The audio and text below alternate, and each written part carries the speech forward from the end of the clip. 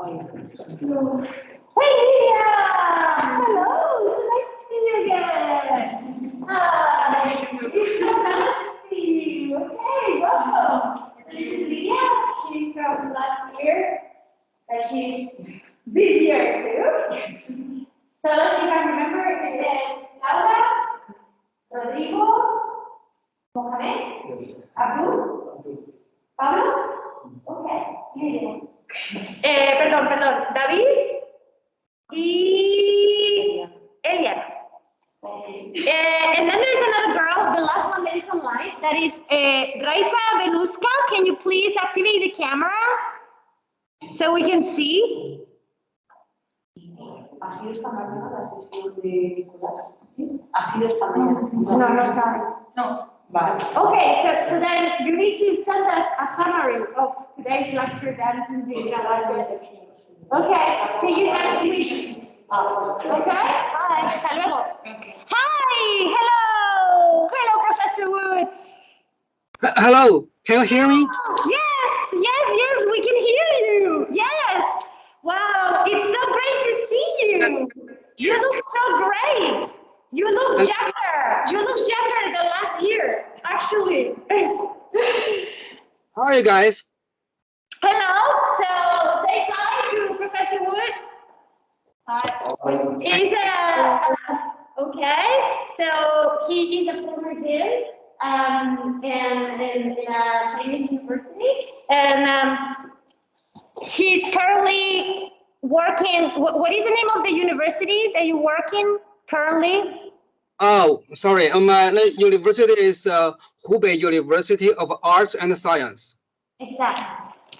Very good. And so today, Professor Wu, well, first of all, he is very late in China. Okay, so we have to give him a very big thank you for connecting so late because it's almost night over there. It's 9:30. So we really appreciate your effort to connect. Thank you so much. Yes. And so, well, without further delay, we're going to start the session so it won't get too late for you. And well, today for our first session of the course, he's going to be talking to us, giving us a little summary about Chinese culture and tradition in the context of the 21st century society. So it's such a pleasure. Thank you. Yeah, it's a pleasure to me, for me too. It's really a privilege to meet you again. I'm so grateful to Dr. Diana Stelo for providing this opportunity. Thank you very much. Thank you. It allows me to discuss about cultural exchange with you. So I'm very glad to be here. Now I will share my screen with you. Well.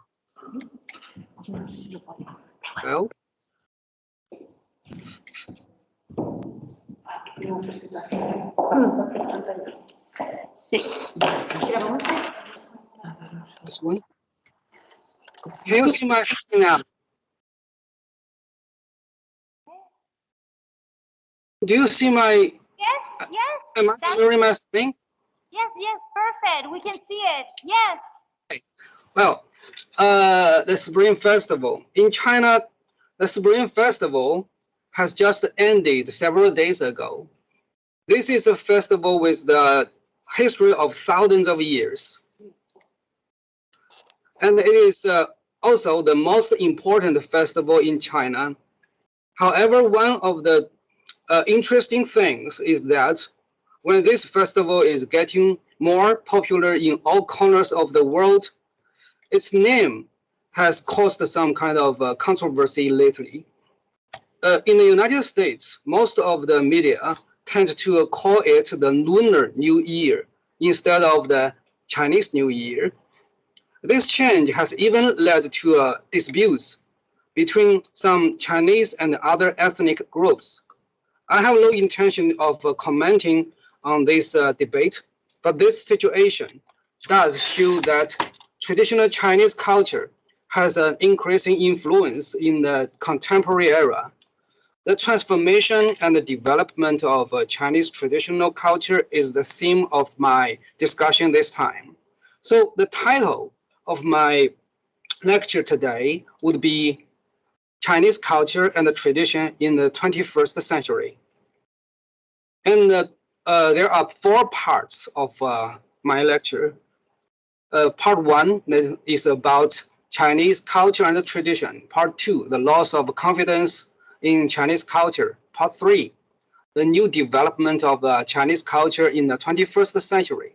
And part four is their so-called China model. And let's come to part one, Chinese culture and tradition. It is widely accepted that there are four ancient civilizations, including ancient Babylon, located in West Asia. Now the region belongs to Iraq. Ancient Egypt here, located at the junction of West Asia and North Africa. Now the region belongs to Egypt. Ancient India, located in South Asia. The geographical scope includes today's India, Pakistan, and other countries, and China, located in East Asia. These four are native civilizations, not derived civilizations. The case of China is a unique one. You see, there is not the word ancient when we refer to it, because this one is a continuous culture with almost no interruption or suspension in its development. It just keeps going on and on to our times. The other three ancient civilizations are at the crossroads of a connection between Europe, Asia, and Africa, which provided convenient geographical conditions for exchanges between civilizations. In different historical periods, there have been exchanges, collisions, killings, rise and fall, conquest, annexation, and the demise of various cultures and nations. Therefore, comparing China with other three ancient civilizations, China is different from them in that China can have a relatively stable and closed environment to cultivate its own civilization. Here, because all the other areas is not proper for the early culture to develop. China have a relatively stable and closed environment to cultivate its own civilization, and it is difficult for a civilization that is more advanced than itself to appear in its surrounding area for a long time. Most of the wars in Chinese history can be regarded as civil wars under one civilization. So history circled over and over again here. The Chinese culture can slowly evolve and preserve itself on its own. Of course, there must be shortcomings. If there is no interruption by some external forces, there were no new ideas and no new technologies that came to China with fresh flood. And it will be difficult for China to escape from self-circulation. The geographical environment made it possible for convenient and frequent exchanges between ethnic civilizations in Europe. That is why the rise of Europe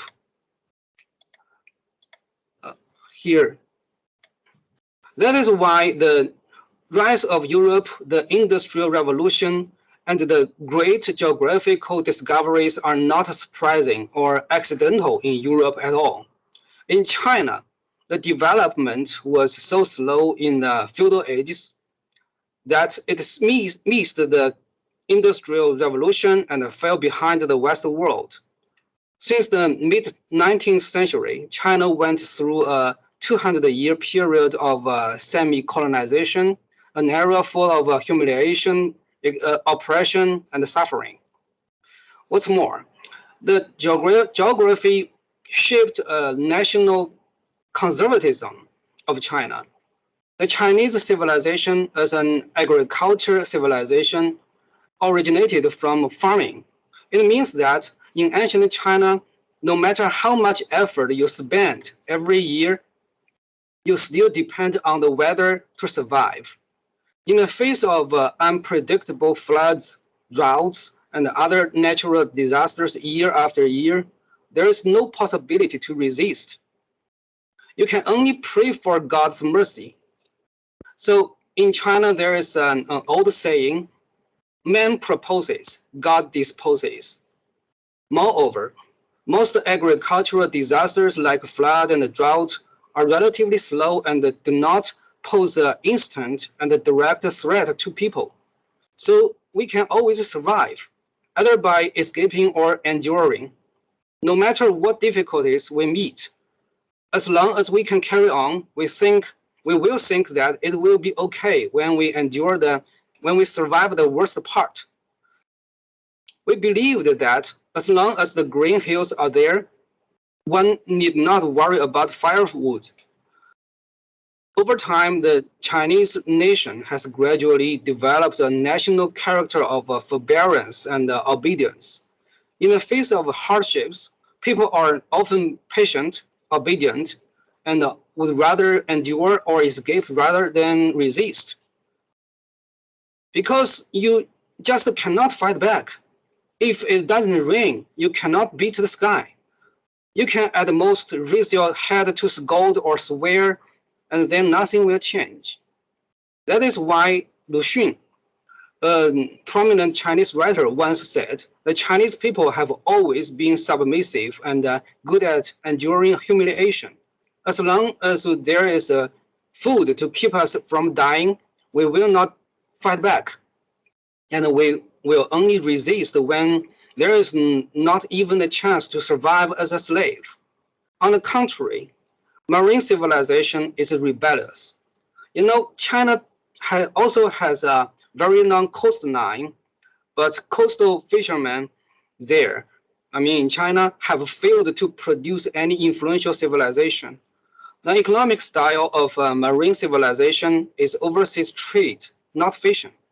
The most typical example of early marine civilization is ancient Greece. Mainly originated in the Mediterranean Sea, especially around the Aegean Sea. The great difference between the Aegean Sea and the seas of China is that it is a sea surrounded by the mainland. The wind and the waves there are relatively weak and soft in Aegean. In this way, the seafaring started early. The ancients are able to sail far when the technology was not highly developed. People who spent long time sailing in the sea have different personalities from those on land. The environment in the sea is changing rapidly and it is dangerous everywhere. Whenever danger comes, it is either fight or perish. Therefore, marine civilizations are more competitive and adventurous than the civilizations born inland. Such different spiritual cores are also reflected in our respective cultural products. The enthusiasm for adventure born in the marine culture made Westerners continue to adventure in their own cultural products. From Homer's epics to various fairy tales and myths in Europe and North America, such as Odyssey, Grimm's fairy tales, Alice Adventures in Wonderland, The Wizard of Oz, and later novels like Don Quixote, right? Am I pronouncing it right? The adventures of Robinson Crusoe, the adventures of Tom Sawyer, and the adventures of Huckleberry Finn, to modern works like Adventures of Tintin, The Lord of the Rings, and so on. Many other adventure stories emerge endlessly in the Western civilization. But in ancient China, there is basically no such a genre of adventures. The production method of The production method of agriculture is relatively stable, and the production cycle is relatively long in ancient China. The final result is that the competition with new methods, tradition often wins with its stability and reliability. Over time, traditions once formed in ancient Chinese culture are enshrined in the canon and became very difficult to remove. In traditional Chinese culture, the power of tradition is incomparable with that of other nations. To be clear, the different features mentioned above might lead to a conclusion that Chinese civilization is inherently inferior to Western civilization. But this is totally a misunderstanding. First of all, about cultures, there is no distinction between good and bad, only the stage of development. It is reported that an old lady from Xinjiang province, China, died in December 2021 at the age of 135. That is 2 months ago.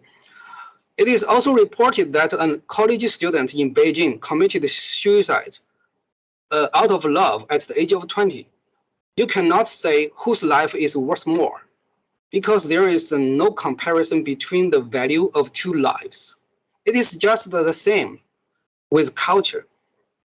Each culture has its own characteristics, and these characteristics lead to unlimited possibilities, including the possibility of perfection, the possibility of decadence, the possibility of self-destruction. Some cultures faded away early for internal and external reasons. Some quickly developed to a very high level, and some developed relatively slow. The situation can be complicated. All cultures might have different opportunities, but they are all equal in the development route. As for the above characteristics of Chinese culture, it is true that we have lagged behind the West in the development of the past several hundred years. But it is just these characteristics that ensure that our culture lasts for thousands of years without disruption. It is these characteristics that formed the golden mean, the way of harmony, the way of chaos, the way of integrate understanding, and other treasures of human culture that the Western world lacked in ancient times. Chinese and Western cultures have their respective strengths and powers, but the merits and the weaknesses often coexist. While trying to change the cultural weaknesses, people will often lose relevant merits. We want to keep the essence and get rid of the dross, but it is easier said than done.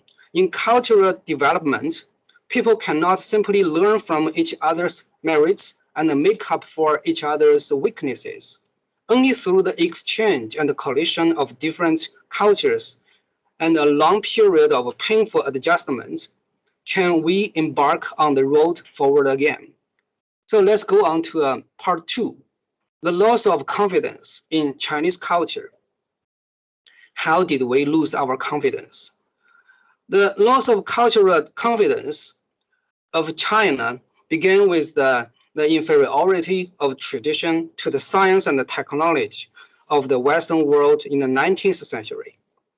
After the Opium War, the Chinese elites, they lost their overall confidence in their traditional cultural system, but could not find a way to defend it, so that the whole nation fell into a confusion. Some elites believed that traditional Chinese culture is completely out of date. Here we have an example. Look at these pictures. These pictures show a garden called Yuanmingyuan, or the Old Summer Palace in Beijing in the early 18th century. This palace was called the Garden of All Gardens. Later, in the Second Opium War, it was plundered by the invading British and the French forces and burnt down. The Yuanmingyuan we can see today looks like this. The dilapidation of this palace actually shows the failure of a traditional Chinese culture in the face of Western invasion. So suddenly there was this question: how to evaluate traditional Chinese culture, and what is the modernizing method for it? This question inevitably involves the basic relationship between Chinese traditional agricultural civilization and the Western industrial civilization. Should China and all other civilizations just take the West as their model of development? Let's just compare some pictures of that time between China and the Western world. So these 4 pictures are about the China in the 19th century, and at the same time, in the Western world, it was like this. So the question: should we just take the West as the model of development? If it is, then there comes the further question of modernity of human society. How does the agriculture-based Chinese civilization integrate with the Western industrial civilization? What is the path of transformation? If not, what is the future of Chinese culture? The pursuit of this question is still a political, cultural, and sociological problem, not only for the Chinese people more than 170 years ago, but also for the contemporary Chinese. With the demonstration of the dominant Chinese Western culture, non-Western societies were gradually shaped by Western ideology. Eastern societies gradually lost the ability to design and choose their own modernization models and paths. So we became followers of the Western social model and endowed with the subordinate cultural identity. All this led to the emergence of a universal cultural inferiority complex in non-Western societies, including China. For example, these 2 pictures they are Chinese traditional calligraphy works, very beautiful. At the beginning of the 20th century, a small number of Chinese intellectuals believed that this writing system hindered China's social development and led to a rigid culture system. So they proposed to change China's entire writing system into alphabetic writing. This opinion looks ridiculous now, but it was influential at that time. In order to compete with the Western ideology, other people have developed cultural conservatism, adopting a hostile attitude towards the West, thus falling into another type of cultural prejudice or cultural populism. Then let's go on to part 3, the new development of Chinese culture in the 21st century. In 1978, China's per capita GDP was $333 US. Last year, this number was 12,600 US. As China is developing rapidly, it is important to have a certain development direction and a clear sense of the cultural identity. Cultural confidence is very important to a rising China, as it is a basic guideline for a nation in its own modernization. With the development of the economy, traditional culture elements became popular again, such as the logo of the 2008 Beijing Olympic Games in China.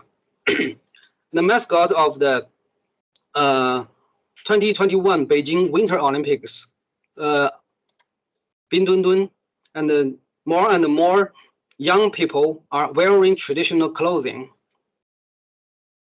Of course, I have some more examples. Look at this toy and some Chinese dancing.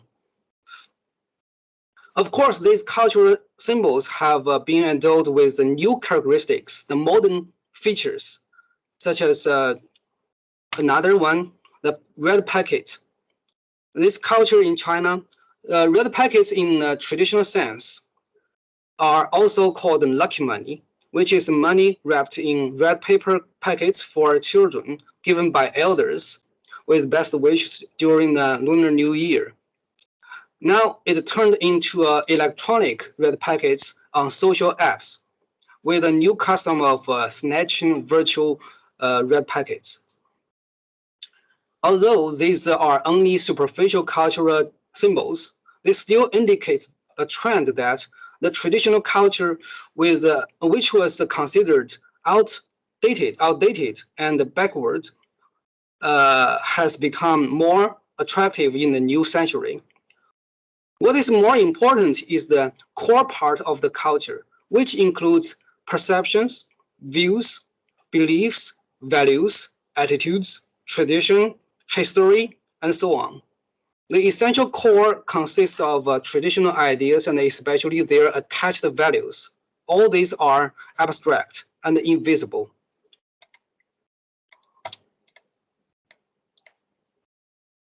All these elements are the core part of the culture.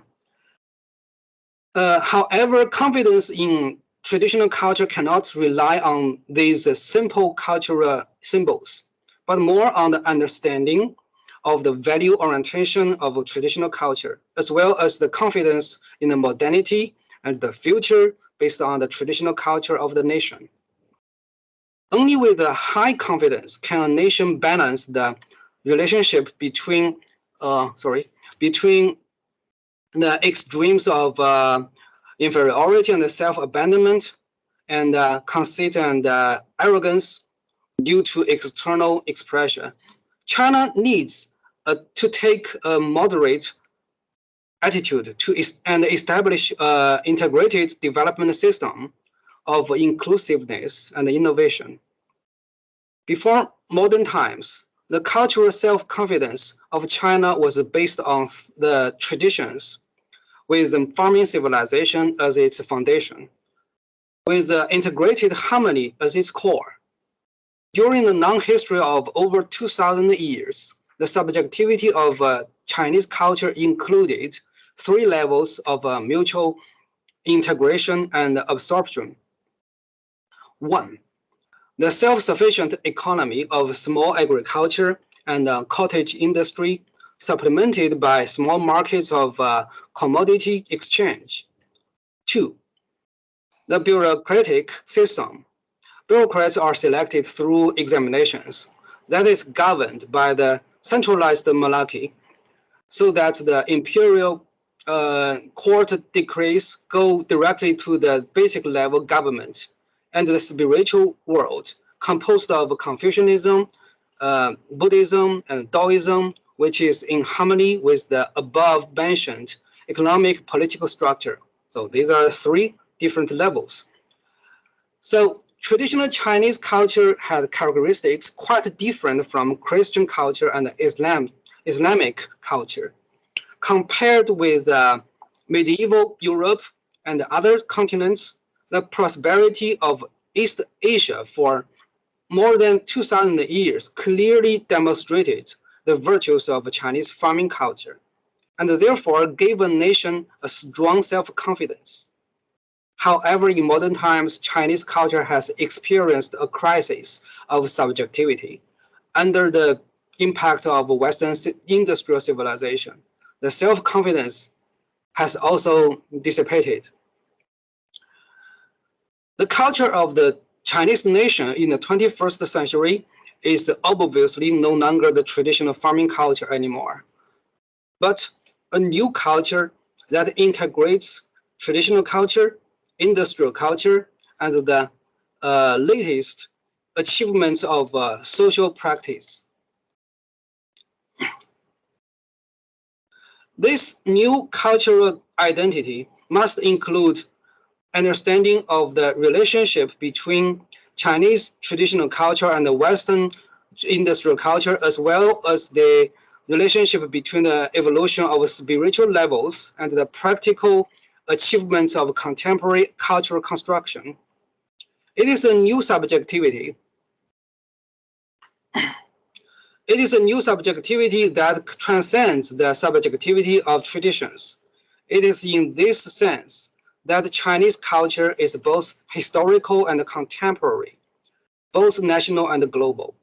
The reconstruction of the cultural confidence of the Chinese nation in the 21st century is essentially the reconstruction of its own language and discourse. Since the 1980s, China has independently determined its own modernization process and model, and has embarked on a path of modernization with distinctive characteristics that is so different from that of the West. It aroused the world's attention to the China model and the China century. This situation shows that contemporary China is changing from a object rule that is expressed by the West to a subject rule that runs alongside the Western world. The development of China's economic subjectivity and political subjectivity has gone beyond the first stage of learning, transplanting, and borrowing from the West, and entering the second stage of rebuilding the subjectivity of Chinese culture. The core is the reconstruction of the discourse system of Chinese culture. The discourse expression system corresponds to the Western discourse system. Expressions with Chinese characteristics such as one belt, one road, community with a shared future of mankind, etc. In essence, this discourse system is about a Chinese expression to respond to the strong Western discourse and to provide a Chinese solution for human development. So, is there something like the Chinese model? Only when China prospered economically did it regain the cultural confidence. Then the Chinese began to rethink that what they had suffered and the problems of existing global order. Traditional Chinese society focused more on the relationship between people, not the truth of the world. And it is based on a faith of a good human nature and emphasizes moral enlightenment so that there is a mature moral consciousness everywhere in the society, which makes the individuals actively and naturally conform the social norms. In its long history, this ideology has a solid theoretical foundation, a mature functional mode, and a rich experience in practice. This internalization of ethics has laid a solid foundation for social harmony and stability. That is why China maintained stability in the COVID-19 virus crisis and successfully controlled it so far. Some Chinese scholars are trying to argue that the worldview of overall harmony in Chinese traditional culture is likely to be a system that can promote real peace and benign interactions between various cultures, thereby thoroughly solve the existing problems in the world cultural communication and offer a sustainable development of the global culture. That is, they are trying to give a new solution to human development different from the current one of the world. Though this seems new to the Western world, It is actually traditional elements of Chinese culture. In such a tradition, basically, the collective is more valued than the individual, and the intersubjectivity than the subjectivity. The Chinese tradition focus on 人, that is benevolence, and emphasize ethical behavior in communications. The ethical rationality of ancient Chinese Confucianism is understood as internalized and metaphysical. It is the norm of society and at the same time the ultimate pursuit. The ideal individual would be a person who is well integrated into a perfect ethical system. And it is just this system that maintains the social order and help Chinese avoid conflicts and anarchy. There is a fundamental contradiction between the Chinese and the Western cultural systems, value systems. The Chinese ideal of an order emphasizes harmony with differences so as to achieve a universal harmony. That is the establishment of a diverse and unified system on the basis of respecting the diversity and differences of different individuals. However, modern Western culture is based on the maximization of individual interests. And the concept of achieving balance after contest is deeply ingrained. To many Westerners, difference itself implies potential hostility. Contest is eternal and harmony is impossible. Moreover, the Confucian edification system based on free will has not been formed in the Western culture. The concept of original sin in Christianity has brought about the cognition of the evil nature of man. So moral edification must be a kind of mandatory restraint through external force. When Westerners use their own cultural logic to interpret the Chinese edification, they will get a misconception that it is an ideological restricts to free will. In the West, few people have an objective understanding of this conceptual deviation. Then Chinese traditional culture might arouse the aesthetic appreciation, but not value approval. This difference in value is often politicized under the deliberate incitement of some Western media. Any effort to promote the Chinese concept of harmony and self-discipline will be exaggerated and distorted into ideological control, thus hindering China in cultural communication.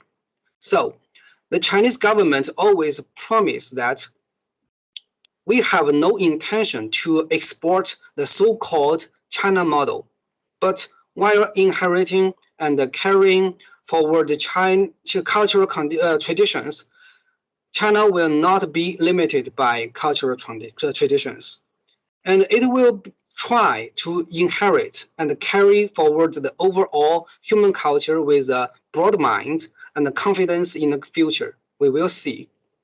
That's all for the lecture. Thank you very much for your listening. Thank you very much, Professor Wu. Thank you.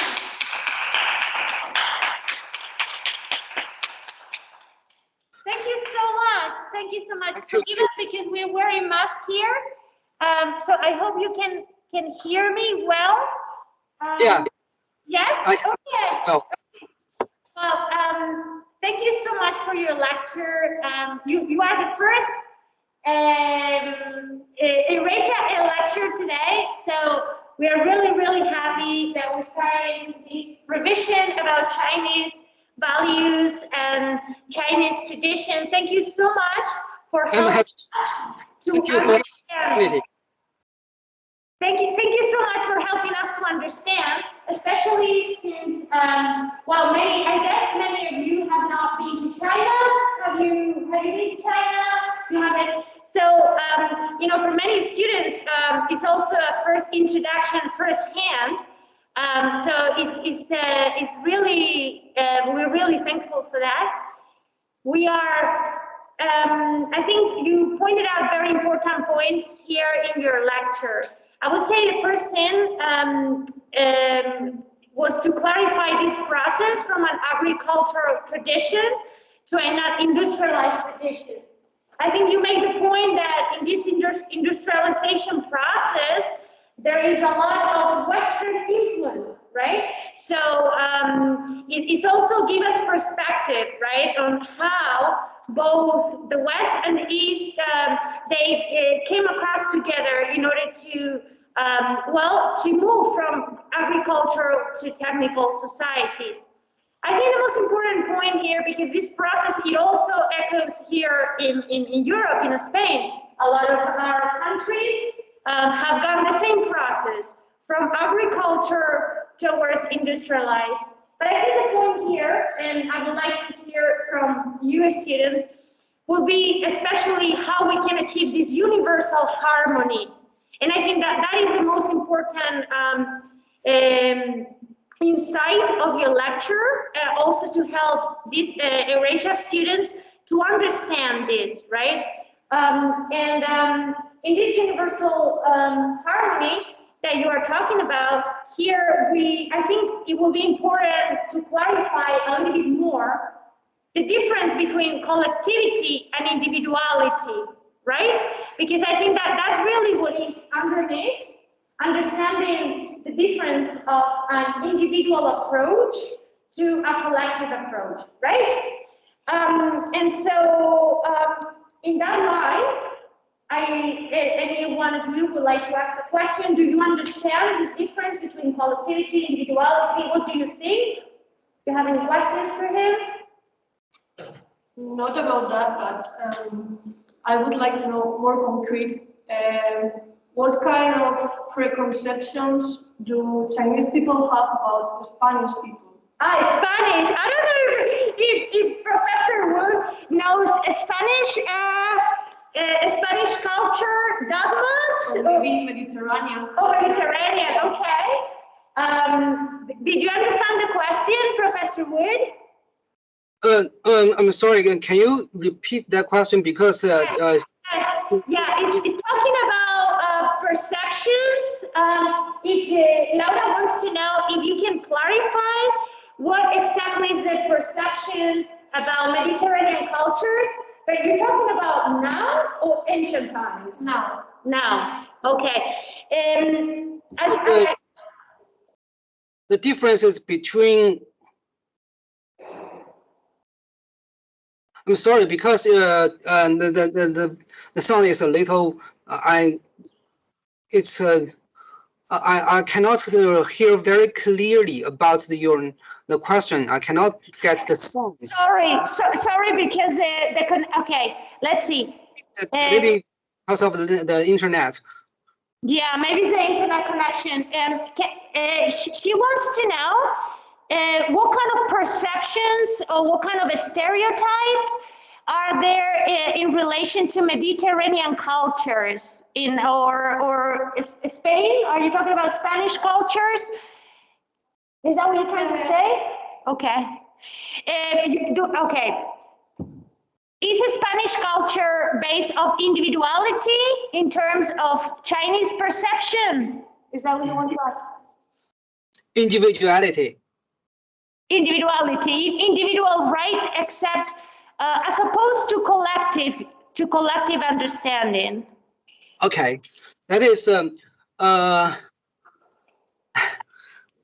this is a very good question because you know.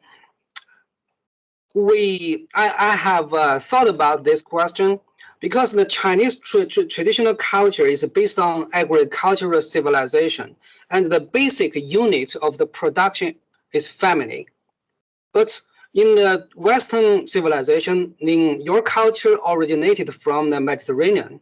from the Aegean Sea, from the ancient Greece, ancient Rome, and there was a lot of the trade.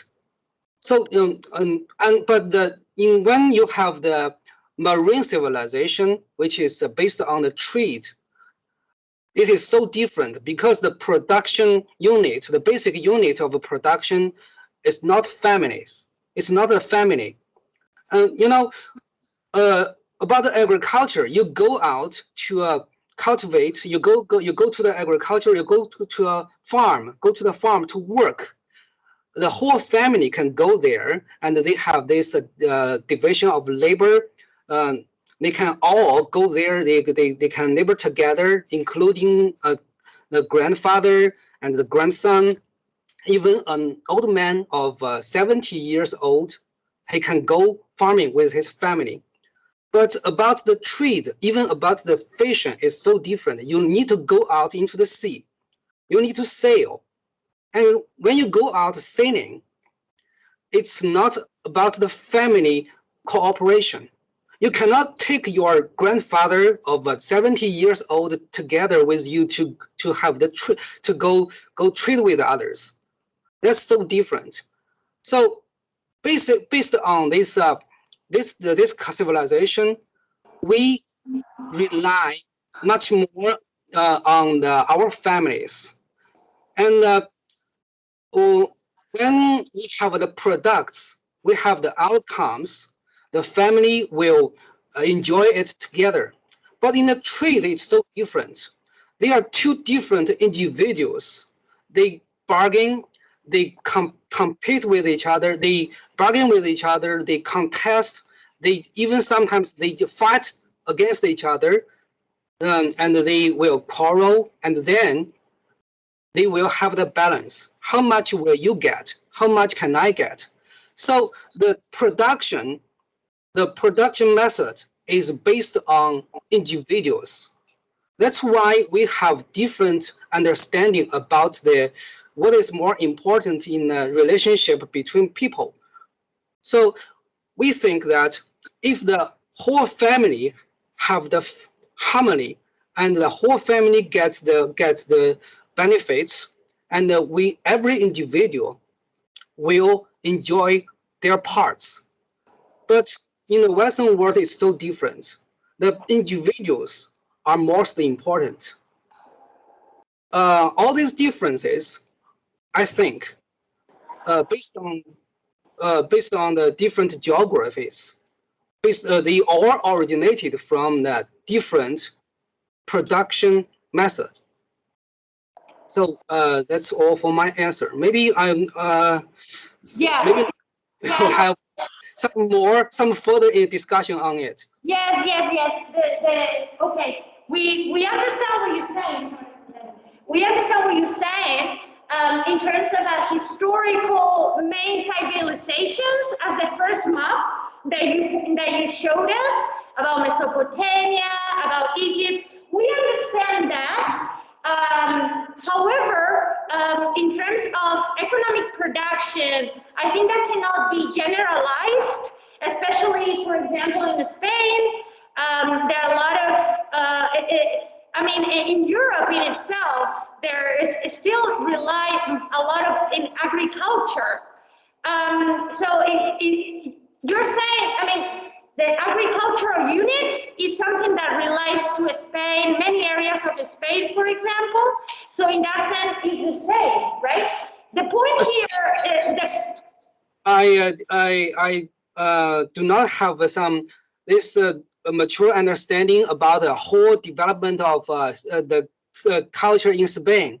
I only mentioned the cultures in especially about the United States and Italy, so on.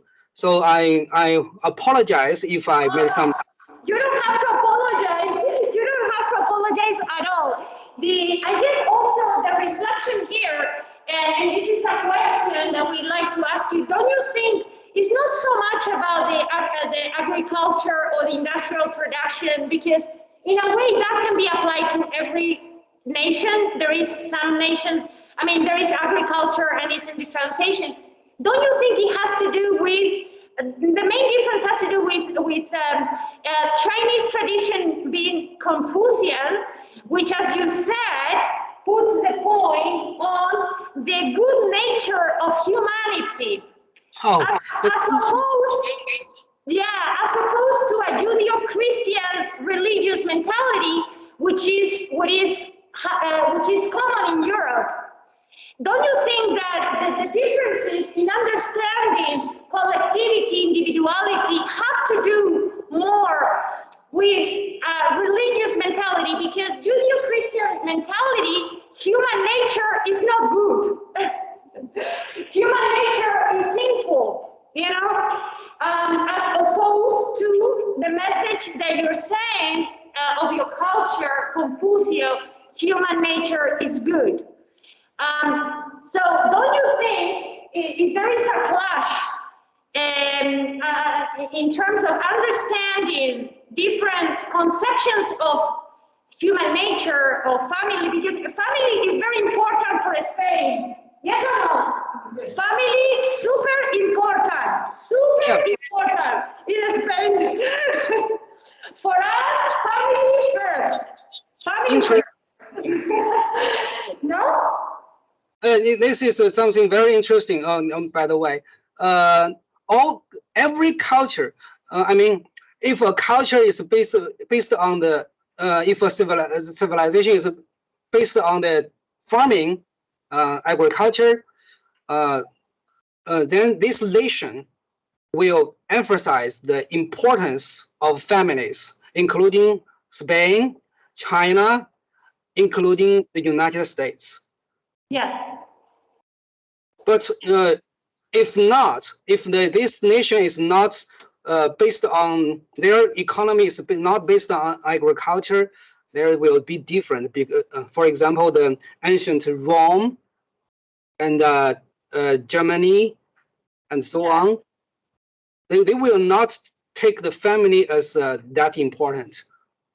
And about the good nature or bad nature, actually there is not an answer or a correct one certain answer to this question. This is just different understanding. But there is something very interesting.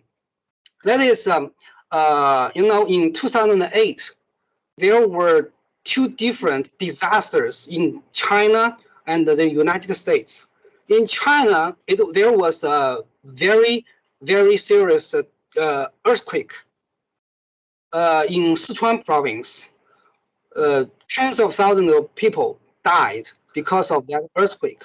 And in the United States, there was a hurricane. In which state? I don't remember. New Orleans or Katrina, yes, you're right. New Orleans, yes, New Orleans. Okay, well, in China, there were armies.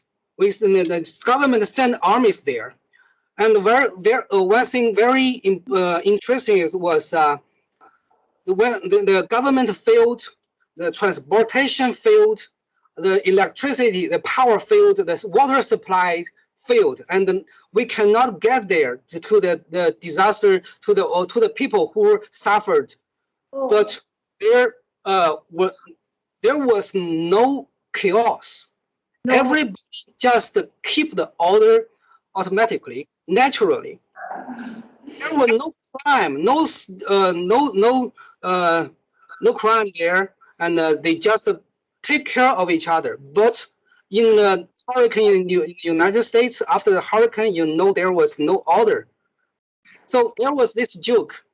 When we send army, the PLA army to rescue, to help the people in the zone of the earthquake, there were some reporters, the journalists from the Western world. One journalist asked from the Western world, they asked one of the soldiers, why don't you carry weapons with you? And the soldier just asked back another question, why should I carry a weapon? Exactly. No, you're right. So this is the different understanding about the human nature. Yeah, that's a good example. Yeah. Yes, definitely, definitely. Even though you know that I always told you that there, you know, the many people in Europe do not think about individuality. You know, what about Amnesty International, Red Cross? You know, a lot of people believe that collectivity goes first. But it's true that our societies have a lot to learn in that. Yes, you're right on that. Maybe it is very complicated because all these elements about the good human nature, about the collectivism, about all these elements, they seem to be good in the modern times, but in traditional China, all these elements sometimes they became very, very bad. Yeah. They do a lot of harm to people because with this collectivism, many individuals just lost their subjectivity. They were They lost subjectivity. Yes. Yeah. Exactly. they lost their rights. They have no right to choose. They have no right to do anything they wanted, especially those from the grassroots, especially from the minorities like the women, the poor, and those people. Yeah. So so in the traditional time, if some crisis, if there were conflicts, they will say, "Wow, you should think about the harmony of the whole society. You should sacrifice." So this is so different from, this is the different understanding. For example, about the marriage. When we can see, I don't know what it is like in Spain, but we can see in the movies in the United States, the Hollywood movies, the TV series, and so on. We always there are stories about the couple. For example, the husband or wife will say, "I'm not happy in this marriage, so I want to divorce." Yeah, you're right. Yeah. But this story is so different. In China, when someone say, "I am not happy in this marriage, I want to divorce," and then everyone around him or her will try to advise to persuade him or her not to do that, because the first sentence of the advice is that think about your child, think about your children. So in China, especially in traditional China, individuals are not so important. I have written an article. I have given this understanding, this sentence, that in traditional China, it is this collectivism is about reducing the ego, but not self. But actually, individualism is not so important in China. That's why, there are games about this contest between people, competitions. They like for example, the games of what games? No, not games. Okay, the Hunger Game and all the Hunger Game, like Hunger Game. But all these stories will never happen in China. Because Yeah. not have the food to grow up in this cultural environment. That's so different. Because the relationship between people are not contest, are not about competition. We rely on each other, and we sacrifice to keep the overall harmony. That's different. Well, I think that that's why these courses are so important, so we can listen to each other, understand each other. Especially also, it's important for us that you understand that we feel that a lot of what you're saying resonates with our culture too, you know. And I also want you to understand that Spain, Europe is not homogenic. Like we're very divided also, and as a society, a lot of us do not agree with the way things are, and we like to, you know, provide much more collectivity into first place. So I think that's one of the reflections also that we would like for you to take, that we agree with so many things that you say, and we think that is also part of our culture, what you're saying. So it's not that big, the divide between collectivity and individuality, because a lot of people in Spain also want collectivity beyond individuality.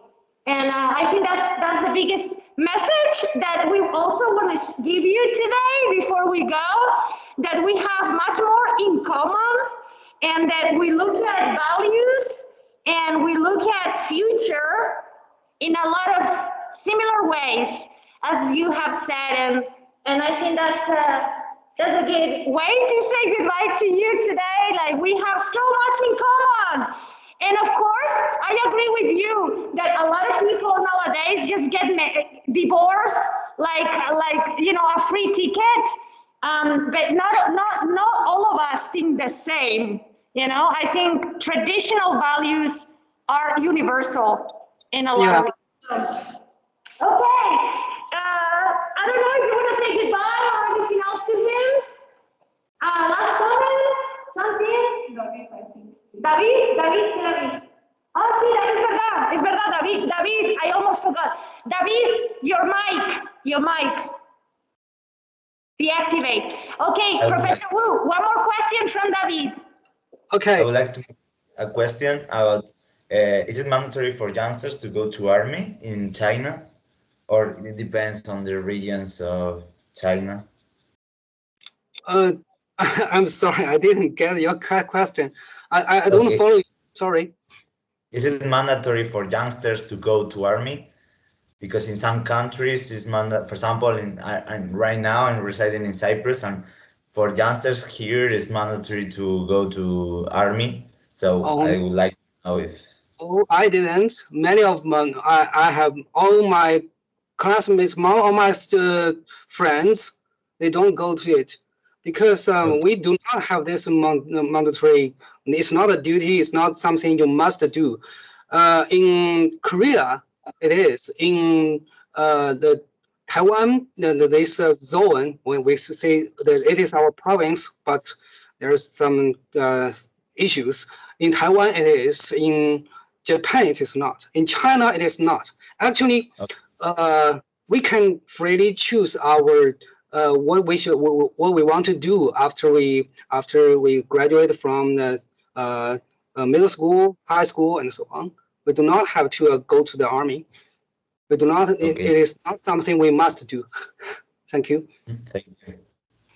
Yeah, thank you for your question, David. Here in Spain, it was mandatory until maybe 20 years. Yeah, 20 years ago. We have one advantage. That is, we have a very, very large population. Yeah. So we do not need. Yes, that is a good point. A very small part of it. That's enough. That's enough. We only. You're so right. You're so right. Okay. Well. Okay. I know it's very late for you, and I don't want to take more of your time. Thank you. To talk with you about all these things. Yes. No, thank you. It's been such a pleasure. Please, applause to Mr.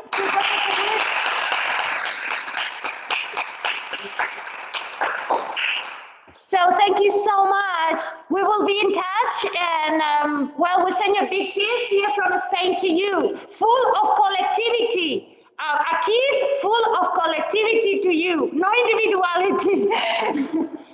Okay. All right, thank you. We're going to give pass to the other lecture. You are welcome to stay. I know it's very late for you, but you're welcome to stay as you wish.